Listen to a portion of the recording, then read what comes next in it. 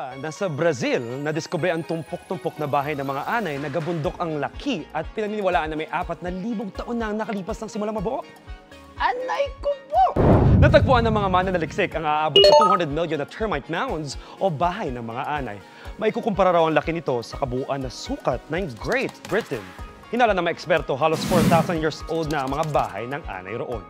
Aabot ang ilan sa mga bahay ng anay na 10 talampakan ang taas. Hindi raw agad ito nadiskubre dahil nababalot ng mga damo at puno. Isang species lang daw ng anay ang posibleng gumawa ng napakaraming bahay na yan.